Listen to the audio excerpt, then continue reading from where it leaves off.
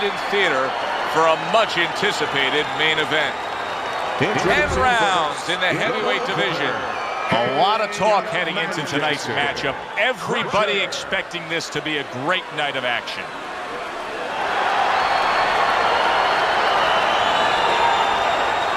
His adversary, hailing out of Manchester, the Raging Bull. Well, they're scheduled to spend a half an hour swapping leather. This a 10-rounder.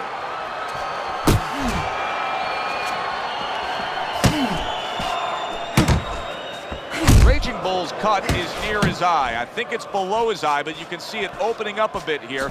We'll see how much of an effect it has on this fight.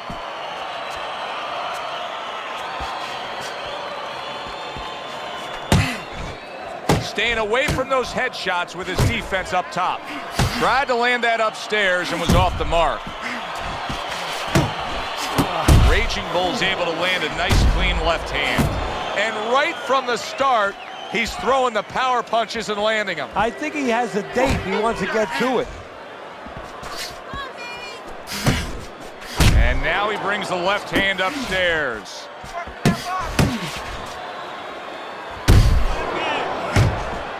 Good job. It was sudden, it was fast, it was direct by Raging Bull.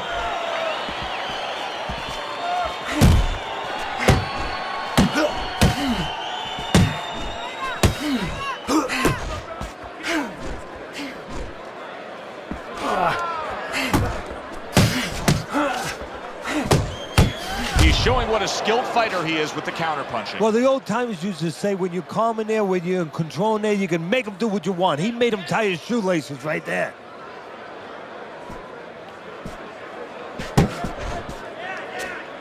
That's the clean shot with the left hand that he was looking for by Raging Bull. Scored well up top.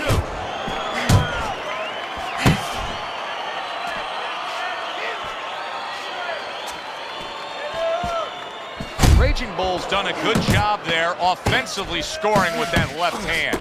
Resourceful 1-2 combo by Raging Bull. End of round one. Last round. He chose his spots carefully, Teddy. Yeah, that's what I like to see, and that's what the judges are supposed to be looking for. You know, not just be overtaken by a guy just going out there like a Mad Hatter and just throwing punches, but placing the punches, strategically putting them in the right spots. Good job. Good block by Crusher. There you go. Crusher's resorting to dirty tactics. That was a headbutt, and the referee should be giving him a warning.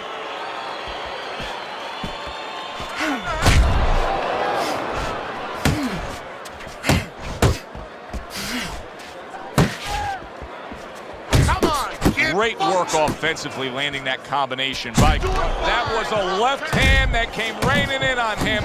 He does not look good right now. Expect him to clinch. Teddy, he may go down just by stumbling the way he's bumbling around this ring. Well, he's got to stop moving. Actually, you never want to fight on the ropes. This is one time he probably needs to be on the ropes just to steady him and then move his head a little bit. That might be his only shot. Scores with the uppercut.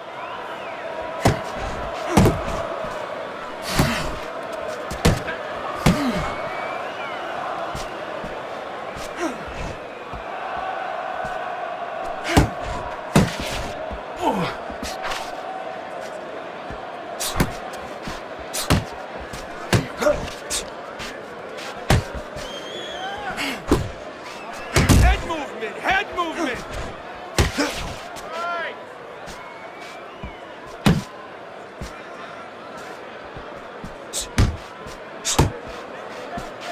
Nice block by Crusher.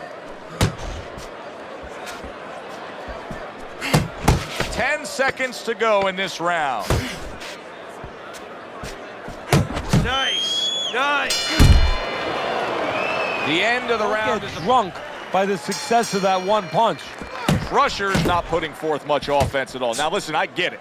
You put forth some offense, you got hurt, you were stunned in this fight, so now you're strictly thinking defense.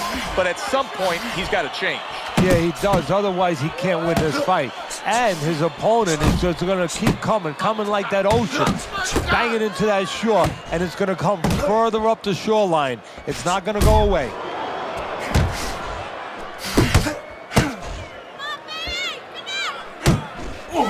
Good accuracy with that uppercut.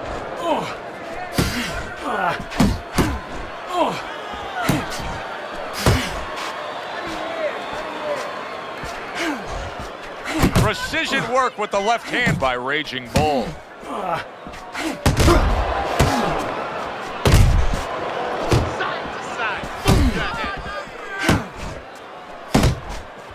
Halfway through this round here.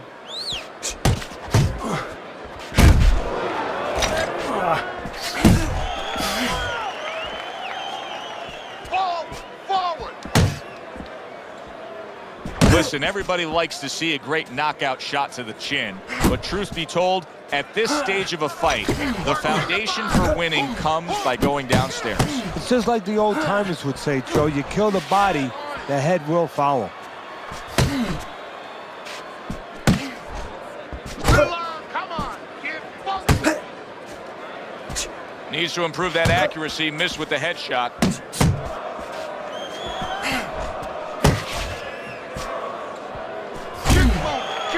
Zones in on that overhand right. Crusher's showing us some desperate measures right here. Throwing big looping shots, just trying to headhunt after being stunned. Yeah, sometimes when you're not sure of yourself, you actually do the opposite of what most people would think or picture that you do. You go right after the guy. You kind of run. Start of round number 4. A chance to look at Teddy's scorecard. Raging Bull's way off the mark. That punch didn't have a chance.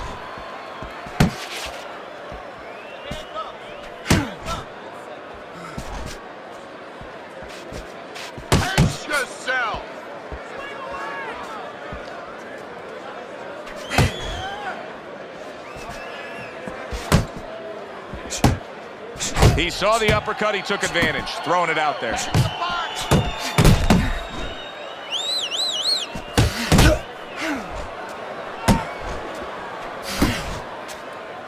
You're still not moving enough. Move, move.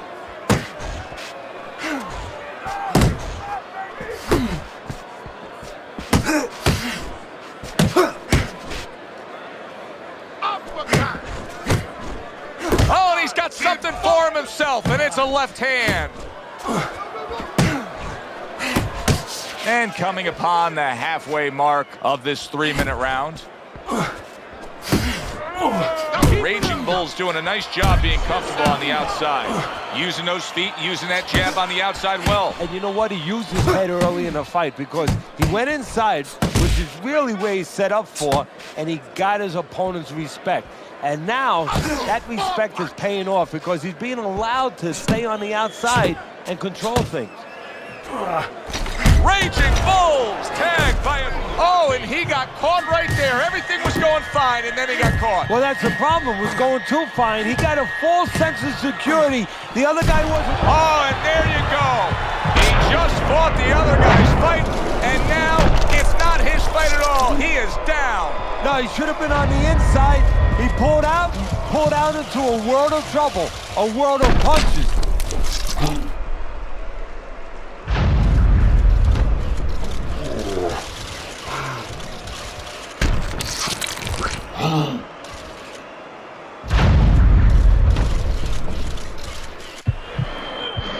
One, two. He went down from a big shot. Now he's got to have some big guts to move along. You're going to find out exactly what he's made of.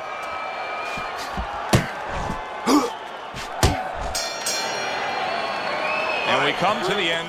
Well, he's back in the corner, which is critical in terms of trying to stop the bleeding on that cut. But it's also critical because they need to put forth a new defensive game plan. Yeah, they have to make sure that they buy some time here and start moving their head, using their legs, tying up a little bit, doing anything to kill the clock and not get caught on that cut anymore. Teddy, what's the one thing that shows you a fighter like this is recovered? That a guy who was just knocked down in the last round now comes out in the next round and is fine? Well, the first thing I look at is, does he behave the way that he normally behaves? You know, is he a guy that all of a sudden starts running at his opponent and that's not his kind of style? That tells me he's still hurt. That tells me he's still a little drunk.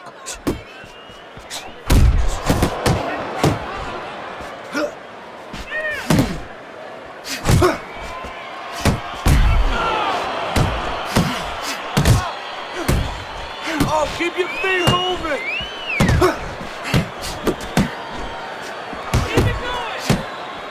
Still plenty of time to work here in round number 5. Minute and a half to go.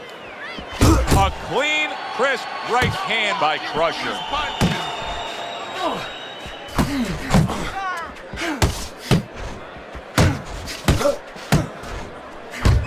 And you see what he can do when he sends that right to the head.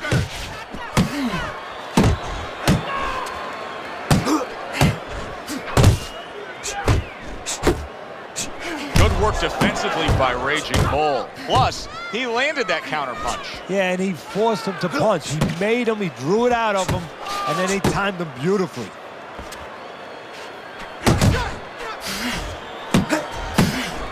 Get close. Work the body, kid. Body Good shot. defense upstairs to stay away from that offensive assault. Coming to the end of round number 5, last 10 seconds. The end to another fight where there's just bad intentions. The fight that just doesn't have the feel of a fight that's going to be a decision win for somebody. Looks like somebody's going to get stopped. Right from the beginning, they've been fighting with desperation. Like going the decision, as you just touched on, has not been in their minds at all. Oh, he just misses with that headshot. Good 1-2 by Raging Bull. Raging Bull's doing a really nice job here. I mean, putting his punches together. This is what you're supposed to look like as an offensive fighter. Yes, it is, especially when you have a guy in front of you putting the earmuffs on. You know, you cover up the way that his opponent is. You're supposed to put them together. 1 or 2 are going to be blocked. But when you put them together like that, they're going to get through. Well, you could see what he wanted to do there, but unable to land that body shot. Get inside. Get inside. Hey, let's go. Halfway through round 6. He gets hit, but he gives it right back. Close the distance. Keep your hands up.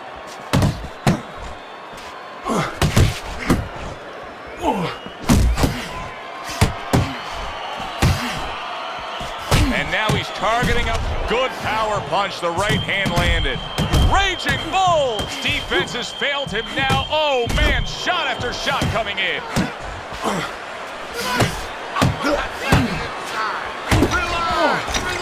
Oh, he is stunned. Look at that. And he crashes to the canvas once again. He's gotten up before. What about this time?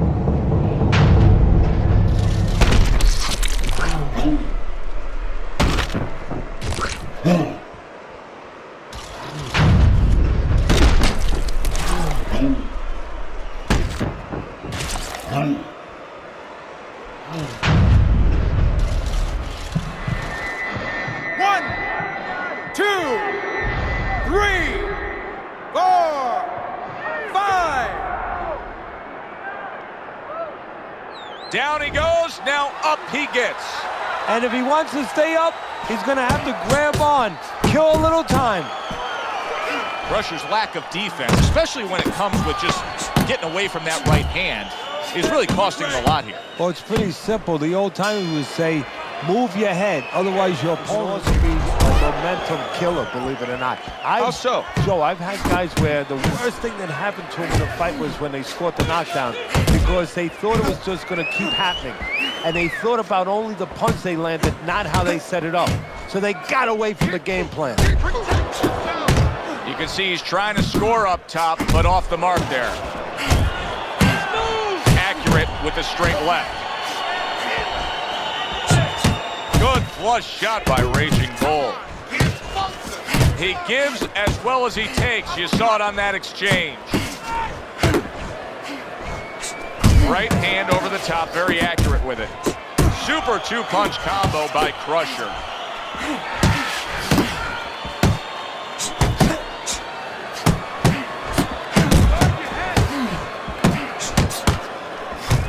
At the halfway point of round 7. Oh, he took some damage, but he gave some back with the right hand. Keep working the jab. Raging Bulls, nailed by a counter punch. Effective work with that flush overhand right.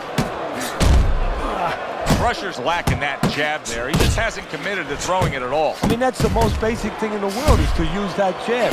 That jab does so many things for you. Keeps the guy defensive, and obviously it sets up your offense. You see he comes over the top with that right hand, a real solid shot. That's a tried and true method that works out very well. The counter punch landing by Raging Bulls. He missed with that headshot. Now look at him. What a big shot. Wow, he goes down again. This is going to be called the elevator fight. Up and down all night.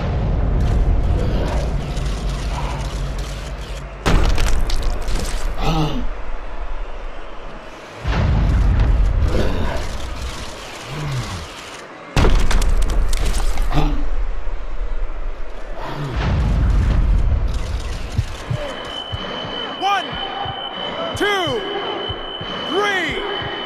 4, 5, 6, 7, 8, 9, 10. The ref stops the fight. Raging Bulls, a knockout victim. He couldn't beat the count. By way of knockout, your winner, Crusher's power turns things around. He goes from trailing on your scorecard to winning by knockout. That's what's great about this sport, and that's why people always come out to watch it, because you